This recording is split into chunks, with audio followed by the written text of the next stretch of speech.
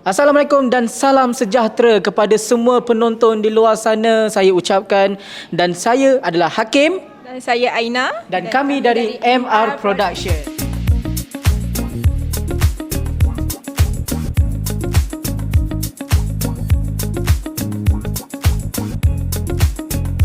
Melengahkan masa, saya ingin memperkenalkan kepada korang semua dua figura yang sangat-sangat hebat. Seorang pengarah yang memang mantap lah dia punya pengarahan tu, dan seorang lagi saya boleh kata dia adalah seorang pelakon yang legenda lah, dan ramai kita kenal daripada kecil lakonan dia ni.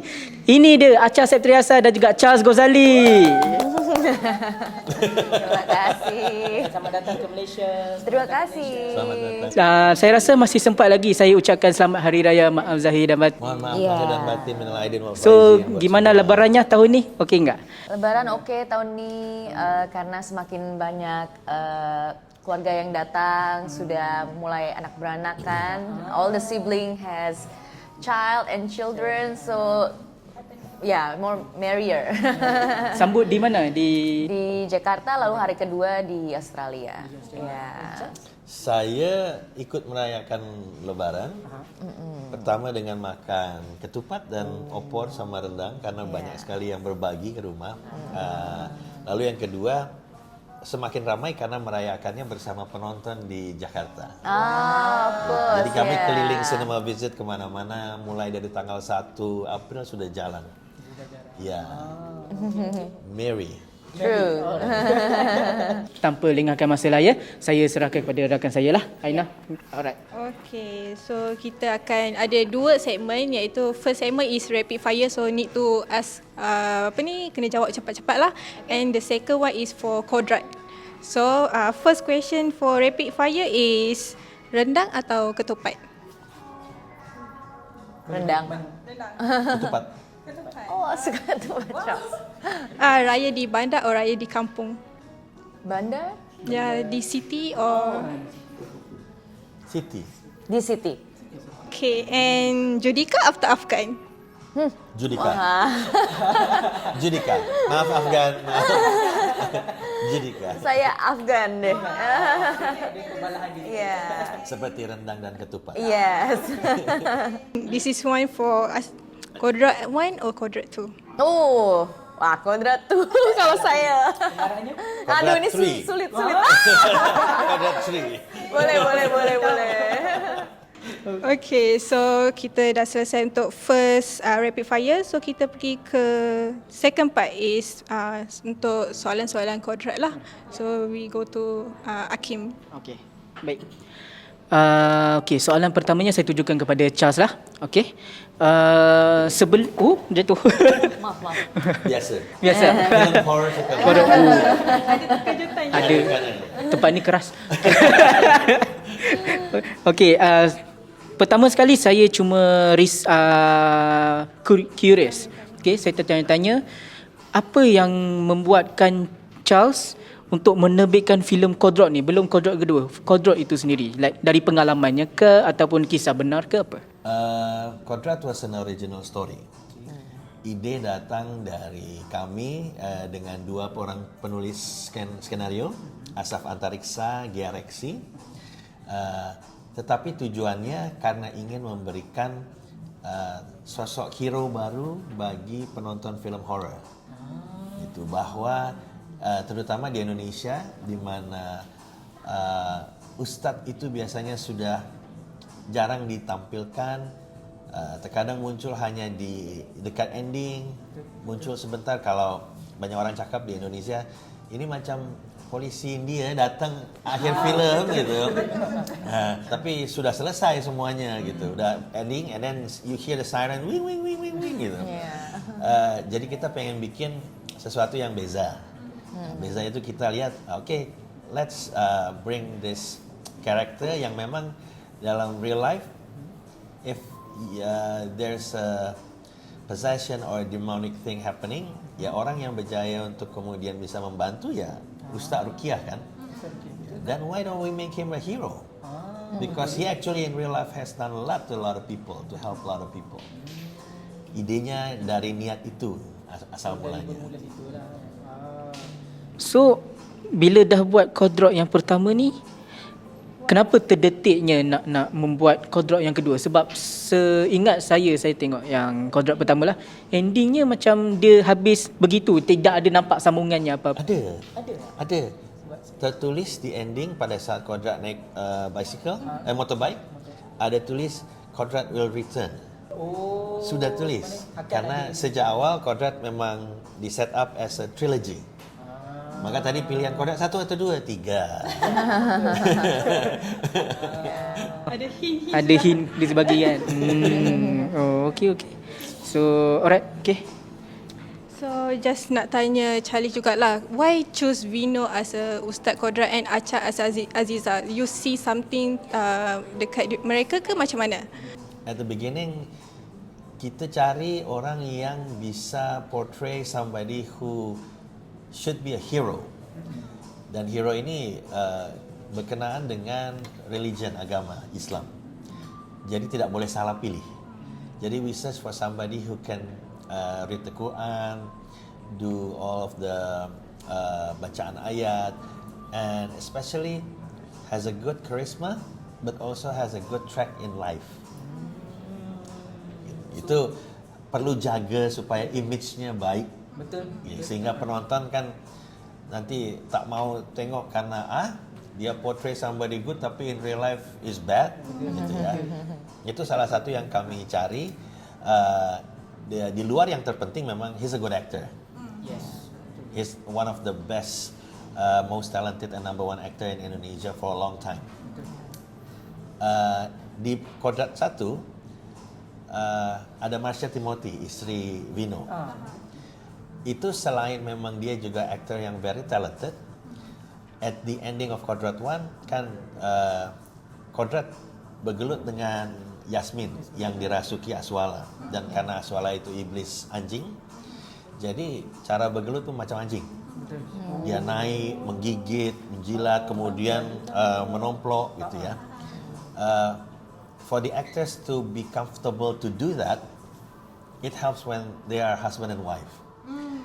Kalau bukan pasti ada Kekonya. Iya, ada awkward. Nah, and it was a success. Now, on the second one, the character of the wife yang justru datang telat nih belakang harus punya kekuatan yang sama atau punya karisma yang bahkan melebihi agar orang yang sudah in their image, oh film pertama Vino dengan Marsha, di film kedua we need to put bahwa this is Vino and Acha, or Vino dan Aziza, Ustaz Kodrat dan istrinya. So we need somebody who's strong enough to actually took on the challenge and make it a success and make everybody, okay, Yasmin is on the first one, now it's time for Aziza. Kita search, cari-cari siapa nih aktor yang hebat sangat nih. Ternyata semua arahan mengarah ke wow. So for Acha, how do you prepare physical and mental once you dah dapat offer from Charles? Ya, alhamdulillah waktu itu tawaran ini datang kepada saya. Saya juga tidak menyangka bahwa pengalaman ini merupakan bukan hanya sekedar syuting film saja, tapi ini adalah pengalaman spiritual secara saya pribadi juga mengenal agama Islam dan juga memperdalam bacaan sholat saya sebagai hamba Tuhan, dan juga pengenalan kita lagi sebagai keluarga ya. Selama proses syuting kami ditemani oleh berbagai kru, kawan-kawan kru dari Indonesia, filmmakers yang amat sangat put their heart and their effort to make this movie happen. Dan benar-benar ya karena ketulusan kami bekerja satu sama lain itu yang membuat saya jadinya menganggap challenge ini bukan hanya sekedar untuk pembuktian bahwa I have to nail this character very well. Bukan hanya itu saja, tapi to actually enjoy the process of the filmmaking, to actually give it back again to the screen gitu ya. Selain kita memang the effect of making movies, pastinya kita bisa gain viewers, gain films, market, growth and everything. Tapi sebenarnya kita bisa kembali menghargai proses kerjasama itu gitu sebagai insan film gitu. Dan untuk saya memperdalam Azizah ini, ya saya banyak mendapat arahan dari director saya Charles Ghazali untuk tetap melihat Azizah sebagai sosok yang sederhana. Karena saya selalu kalau ingin bermain film maunya karakter ini harus spesial. Tapi Azizah itu sangat sederhana. Azizah itu adalah satu sosok wanita yang sangat mendampingi, sangat suportif, sangat ingin memberikan yang terbaik, memberikan seluruh hidupnya untuk menjadi pendamping hidup seseorang, yaitu adalah Ustadz Kodrat. Jadi image yang seperti itu yang membuat saya, yang kadang-kadang saya selalu berada di depan, selalu untuk saya berada di belakang itu saya kayak seperti aduh saya harus mengalah nih, saya harus bisa menahan segala aura, segala nafsu saya nih, semangat saya untuk ya ditahan, untuk jangan sampai jangan sampai karakter ini jadi salah kaprah gitu. Dan pada saat saya memerankan Azizah, semakin saya menyadari bahwa Azizah itu adalah seorang yang biasa, seorang yang penuh dengan kesederhanaan, tapi dia begitu ikhlas menunggu di tengah ketidakpastian suaminya jauh daripada dia, dan tetap memiliki keyakinan bahwa Allah pasti punya cara yang terbaik untuk membuat dia menjadi hamba yang lebih baik dari cara-caranya. Dan akhirnya ya saya mulai menyadari proses taubat itu sendiri, dan dari sholat taubat itu saya kembali belajar juga sebagai Acha untuk ya lebih berserah, lebih ikhlas dalam menjalani hidup sebagai Acha dan juga menjalani peran sebagai Azizah. Jadi Acha sama Azizah tuh berjalan paralel. Oh, sekali. Iya, dan ya saya pikir itu yang begitu personal buat saya, yang itu nggak bisa digantikan oleh film-film sebelumnya.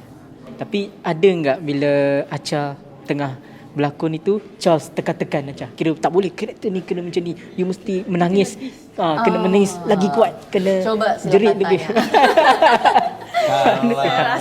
Kalau director itu salah satu tugasnya is to be a servant, to serve the crew, to serve the cast.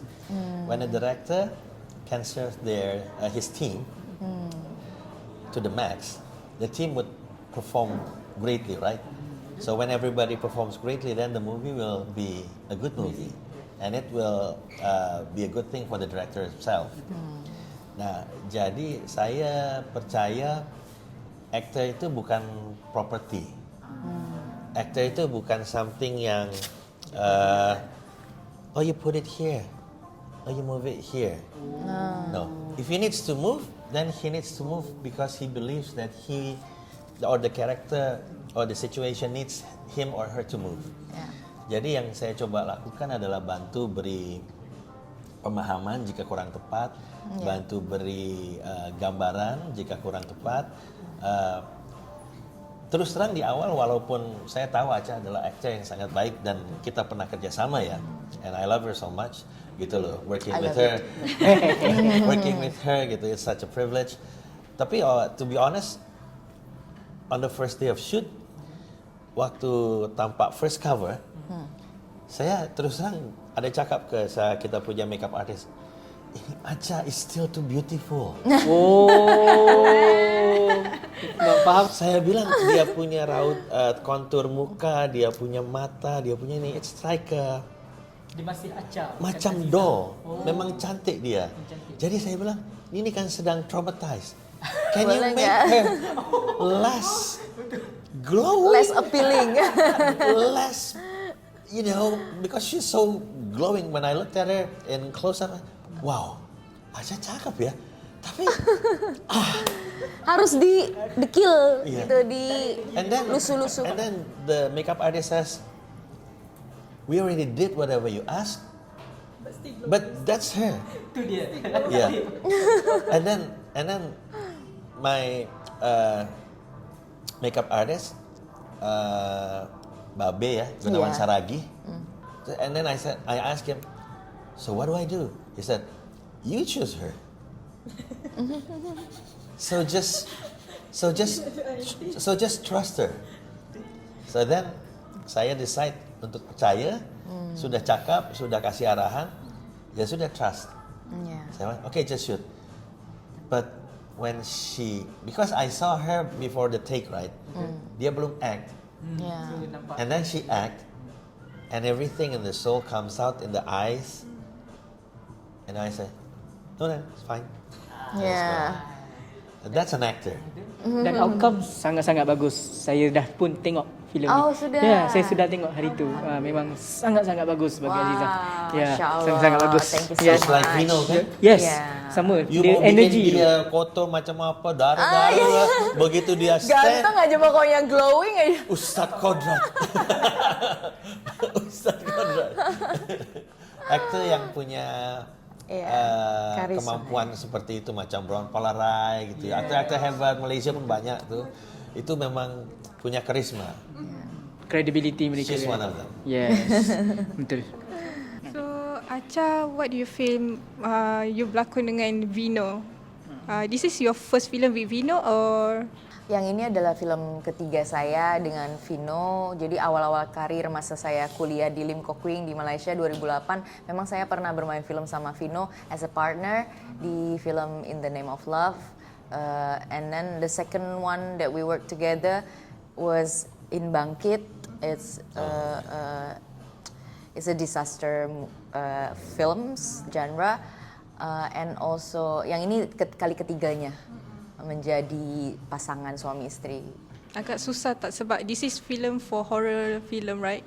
So ada perbezaan tak?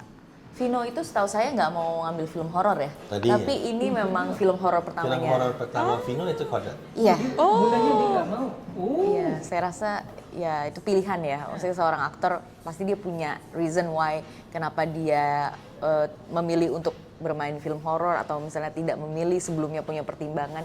Dan menurut saya sih ya luar biasa sekali ketika dia benar-benar hadir di film Kodrat ini dan menjadi sosok Ustadz Kodrat yang saya tonton di film pertamanya. Dia begitu transformed menjadi seorang ustadz yang mempunyai ciri yang ikonik itu, yang belum pernah saya lihat sebelumnya di film-film Indonesia. Bahkan seperti, jadi kesannya seperti ustadz ini menjadi sosok hero yang luar biasa di film pertamanya. Dan ketika saya diajak bermain ini di film yang kedua, saya berpikir wah, Vino dengan segala kematangannya sudah berakting mungkin lebih awal dari saya, dan kita sempat mengawali karir dengan bermain film bersama, pasti udah banyaklah pelajaran yang dia petik, yang dia ambil dari berbagai film yang sudah dia mainkan. Malah dia kan main filmnya juga non-stop ya, tidak ada break, tidak ada, maksudnya tidak ada waktu dia postponing atau karena alasan-alasan yang lain, berkeluarga atau apa, dia tetap bermain film gitu. Jadi saya pada saat di sini dipasangkan sama dia, jujur saya nervous juga gitu, karena memang wah sudah seperti apa nih pengalaman Vino sekarang gitu. Dan dia very professional, kadang-kadang juga memang dia sangat-sangat konsentrasi dengan peran dia, sehingga saya jadi segan untuk bertanya sebenarnya. Nampak macam bukan Vino lah tu. Itu Enggak, nampak. maksudnya segan untuk bertanya soal gimana ya nih Aziza seperti itu gitu. Jadi sehingga apapun yang kita tampilkan di layar itu, yang kita take itu adalah bentuk dari kreativitas kita masing-masing, tapi digabungkan oleh Charles di dalam sebuah take, di dalam sebuah scene tersebut tanpa latihan sebenarnya. Jadi Acha Vino digabungin di dalam satu scene, di dalam satu set itu hanya bentuk dari pengertian kita terhadap sosok karakter Aziza, sosok karakter Ustadz Kodrat yang sudah di brief oleh Charles bagaimana adegan ini harus terjadi, dan itu kan long take ya adegannya ketika Aziza dan Ustadz Kodrat bertemu pertama kalinya, dan ketika saya memerankan itu di dalam set bersama Vino tanpa latihan itu, menurut saya ya saya sudah merasa bahwa yang saya lihat itu ya bukan Vino lagi.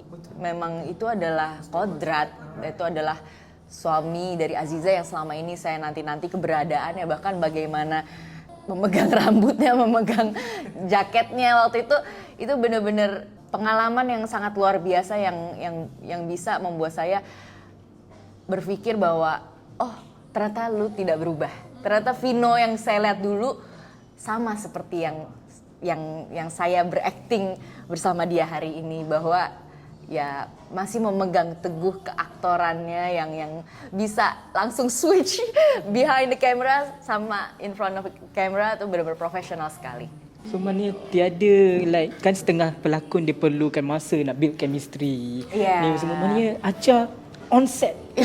Jujur, makanya saya bilang profesional banget. Iya, iya gitu. Wah, hebat lah. Kepada Charles pula. Okey. Saya ada terbaca dekat beberapa artikel yang dipost di Astro Gempak. Okey, ada Charles sendiri mengatakan yang filem ni semuanya dibuat sendiri. Contoh dari penjara, gua misteri, bilik tidur. Like Ada 28 sets yang kita bangun. 28 28 set yang dibangun. 28. Ya, karena kan ini period movie ya. Jadi kisah masa dia terjadi itu 1979-1980. Jadi cari lokasi yang sesuai macam tu ya tidak mudah. Jadi sebagian memang kami buat lah gitu dari tim konsep artis Chris Lee dari Caravan Studio Design, lalu Franz Paat dari tim art department, kemudian set up almost everything. Yeah. Ada tempat-tempat lokasi yang real, tapi lebih banyak lagi yang sebetulnya built by set, karena ini kan horror action. Betul. Jadi sometimes tempat pun kena hancur. Dapat foto. Iya, jadi nggak gampang juga untuk dapat tempat sesuai dan dapat izin, jika sesuai dapat izin. Jadi memang sebagian kami build setsnya. Ya. Sebab nampak betul-betul real tempat tu. Sudah tengok movie-nya kan? Kamar mandi yang mereka di awal itu di pabrik itu studio kosong. Oh ya ke? Iya. Itu semua bukan batu kamar tanah, mandi betul. semua batu tanah, lumut-lumut hijau itu macam itu di tanah, itu semua built. And if you came on the set and you touched it, it's actually wood, not stone. Dia macam cardboard yang Yeah. boleh. Oh. Memang kita beruntung dapat art director yang luar biasa, Franz Paat. Kredit tu Franz Paat, sangat-sangat hebat. Hebat untuk filem ni. Kodrat. Oh. Ada tak scene-scene yang di-cut di Indonesia dan di Malaysia juga? Ada? Overall no. Oh. Kami agak khawatir sebetulnya bertanya-tanya, tapi di Indonesia pun yang kedua ini lolos 13 tahun. Yang pertama 17 tahun di Indonesia, di sini 13 tahun uncut. Di saat ini Indonesia dan Malaysia ya, kalau saya tidak salah lolos 13 tahun juga. Jika saya tidak salah ya, Malaysia tidak bisa bertanya ini. Tidak bisa bertanya karena baru tiba. Tapi Indonesia lolos 13 tahun. Ya. So maknanya tiada sebarang cutting ataupun like kan kalau di Indonesia mungkin tidak, tapi di Malaysia mungkin macam ni agak ketat sedikit, kita kena buat sedikit. Itu memang surprise untuk kami karena Kodrat 1 Indonesia 17 tahun. Kami pikir di Malaysia 17 tahun dengan cut. Ternyata lolos 13 tahun no cut. Kami bingung waktu itu. Wih, ternyata ini luar Malaysia biasa lebih berani ini. ternyata. Ternyata luar biasa ini. Oh, okey. Alright. Tadi pun Charles dah cakap tentang trilogi filem ni kan. Dan saya ada juga membaca dan mendengar yang kata akan buat gabungan dengan Pemukiman Setan untuk buat satu universe. Belum pernah cakap ada gabung dengan Pemukiman Setan. Tapi kalau nonton Pemukiman Setan, mungkin bisa berpikir macam itu setelah nonton Kodrat 2. Karena there's a lot of Easter eggs yang ada di dalam Kodrat 2. Yang akan kami buat itu adalah cross universe dari Kodrat. Jadi we're gonna start a new trilogy yang kalau Kodrat itu point of view-nya hero, ini point of view-nya from the evil. Oh ya, betul. Trilogy ini nanti kemudian kalau kita buat trilogy from the point of view of the evil, then the evil needs to be somebody yang penonton suka dan support, right? Nah, saat kemudian triloginya berakhir, siapa yang harus menghentikan evil ini? Another person atau hero yang punya karisma sama atau lebih kuat dari dia. Nah, rencana kami yang akan menyelesaikan dia di akhir trilogi adalah Ustadz Kodrat. Jadi Ustadz Kodrat akan nyebrang nanti, crossing to the other universe. Dia macam Avengers, dia akan pergi satu. Hopefully. We don't know. But nak tanya tu Acha and Charlize, you dah berlakon and mengarah pelbagai genre, and you ada spesifik yang masih belum lagi nak berlakon atau mengarah tak? Like psikologi. Kalau saya mungkin saya tuh agaknya sangat suka dengan series, crime series seperti itu ya, macam sebuah teka-teki membahas sebuah apa ya, kejahatan atau ya crime scene gitu. Jadi kalau saya sih suatu saat ingin ditawarkan karakter yang menjadi detektif atau lawyer atau something yang berkaitan dengan trial or something like that, itu saya pasti berseronok sekali untuk ikut terlibat gitu. Rasanya boleh propose dekat Astro Show lah untuk One Sentif season 3. Oh ya. Apa-apa call. Dia okey. Okay, Charles, apa lagi genre yang belum lagi buat? Nak buat tapi mungkin tidak ada bajet ke ataupun belum ada kesempatan? Saya banyak maunya nih. Saya banyak maunya. Jadi kalau ditanya Indonesia itu, kami sebelah filmmaker di Indonesia rindu melihat industri di Malaysia yang punya kesukaan yang besar terhadap genre action. Indonesia punya aktor action yang baik, yang bisa international, go international. Tapi di Indonesia sendiri genre ini is not one of the most popular one. Itu masih kami perjuangkan, sudah banyak teman-teman yang masih berjuang. Iko bahkan comeback from the stage untuk kemudian bikin film Indonesia, bikin film action Indonesia. He becomes not only the actor but producer and director. Ada new movie coming up. Jadi bikin sebuah film dengan genre true action buat saya itu adalah satu cita-cita yang juga masih kami perjuangkan. Ya. Kedua, saya kepingin bikin film anak-anak sebetulnya.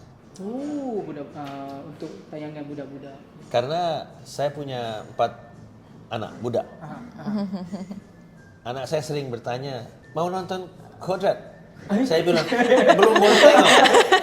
belum boleh tengok. Di our office, in our house, hanya ada poster Kodrat. Pemukiman Setan tidak bisa pasang poster. Karena nanti bocah pulang, budak pulang lalu tanya, apa nih Pemukiman Setan ya? Iya, tak bisa. Jadi kepingin sekali bikin film untuk anak-anak saya sendiri, untuk budak saya. Dan trying something new, exploring something new is always fun. Ya, like for instance, Indonesia punya Ustadz Kodrat, Malaysia punya Ustadz Adam. Munafik. Buat saya kalau satu saat bisa kerjasama dengan Syamsul Yusof, Ustadz Kodrat dan Ustadz Adam bertemu. Wow, it's gonna be so exciting. Oh, Cik Syamsul Yusof, salam kenal. We don't know. Maybe one day. Yes. Okay. Never say never. Boleh kita propose. Ada 2 projek ni. For Acha and for Charles. Acha dan Acha ada tak pengalaman angker semasa set penggambaran? Looks like ada. Kalau memang kita berdua ini terlibat di satu set yang ya banyak sekali pemain, pelakon-pelakon ekstras pada saat kita melakukan adegan ruqyah yang ada di trailer, di mana Ustadz Kodrat berusaha meruqyah banyak sekali perempuan-perempuan pekerja pabrik. Nah, di situ memang mereka begitu sangat berdedicated sekali untuk berlatih dan selama masa syuting menunggu di situ, duduk di situ, minum di situ karena tidak boleh diperkenankan awas dari set dulu karena sebelum semua selesai gitu kan. Jadi pada saat kita lunch time memang mereka banyak terlihat ya masih melakukan adegan gitu, masih melakukan lakonan scene yang tadi dibuat. Terus kami pada saat itu sedang melihat teman-teman yang sedang berlatih, kami bilang, oh kok ini masih berlatih siang-siang seperti ini, wah mereka hebat banget ya. So dedicated. So dedicated gitu, nggak mau Thank berhenti berkerasukan gitu. And then ternyata ramai ada beberapa orang kerasukan sekali sebenarnya. Pada saat itu Charles dan Imron hanya bilang, oh ternyata mereka kerasukan beneran. Langsung panggil Ustadz. Jadi itu sememangnya adalah sebuah peristiwa yang sekaligus mengerikan dan juga lucu. Bisa bikin ketawa juga saat kita di set hiburan juga bagi kami yang saat itu tidak tahu gimana menghandle orang yang kerasukan gitu. Tiba-tiba berlakon tapi itu betul punya. Ya, berlakon tapi ternyata mereka melakukan adegan Jadi sebenarnya. kami sedang bekerja di sini. On the other side, we thought they were practicing. We thought how dedicated they are. Ternyata begitu kita bilang, kita tengok itu bagus ya. Besok pasti bagus, macam benar. Ada yang kata bilang itu benar. Baru mau tambah bonus. Untung di set ada namanya Ustadz Isman Wiliana. Memang Ustadz Ruqyah. Ya. Dia yang kemudian handle everything and hopefully thank God thankfully nothing bad happened. Yeah. Nobody is hurt. Yeah. Karena kita setiap pindah set Ustadz Isman pasti kena pergi dulu 1 hari. Iya. Tengok, berdoa or whatever he needs to do and then later on dia bisa cakap here okay, that place no okay. Ya. Don't do anything there. We'll just stay here. Okay. Alright, Charles. Nak ruqyah sikit. Okay, Charles, soalan ni agak serius sedikit lah. Okay. Saya muskil sebab saya sekarang perasan filem-filem di Indonesia trend yang masuk ke Malaysia ni kebanyakannya filem horror, filem hantu. Like adakah Charles sebagai pengarah rasa filem horror ni dah menjadi satu trend di Indonesia? Betul. Bahkan saya harus cakap film horor sudah menjadi pop culture di Indonesia. Dan dari sekian banyak film box office di Indonesia, kalau tengok memang dominasi film horor.